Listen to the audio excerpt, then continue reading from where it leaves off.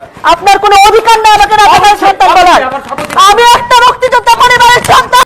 সমসাময়িক ঘটে যাওয়া ঘটনা নিয়ে সিনেমা নির্মাণ করবে প্রযোজনা প্রতিষ্ঠান জাজ মাল্টিমিডিয়া। এজন্য নতুন নায়িকা খুঁজছে প্রতিষ্ঠানটি। আর নতুন সিনেমার নায়িকা হিসেবে জাজের কর্ণধার আব্দুল আজিজের পছন্দের তালিকায় প্রথম ছিলেন আলোচিত দীপ্তি চৌধুরী। তবে নায়িকা হওয়ার সেই প্রস্তাব নাকচ করে দিয়েছেন তিনি। এই মুহূর্তে কোনো সিনেমায় অভিনয় করতে আগ্রহী নন বলে জানিয়েছেন দীপ্তি। বিষয়টি নিয়ে দেশের এক গণমাধ্যমে আব্দুল আজিজ বলেন, নতুন একটি সিনেমার কাজ শুরু করতে যাচ্ছি। ইতিমধ্যে গল্প, স্ক্রিপ্ট লেখার কাজ শেষ। সিনেমাটির জন্য নতুন একজন মুখ খুঁজছি।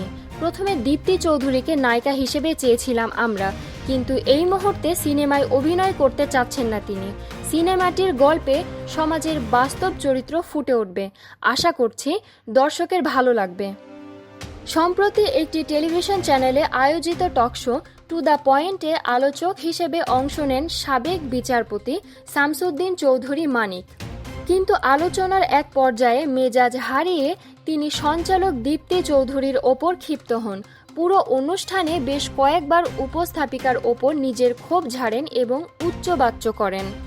শুধু তাই নয়, অনুষ্ঠানের শেষে স্টুডিও ছাড়ার আগে উপস্থাপিকাকে রাজাকারের বাচ্চা বলেও মন্তব্য করেন। ঘটনার ভিডিও সামাজিক যোগাযোগ মাধ্যমে ভাইরাল হয়ে যায়।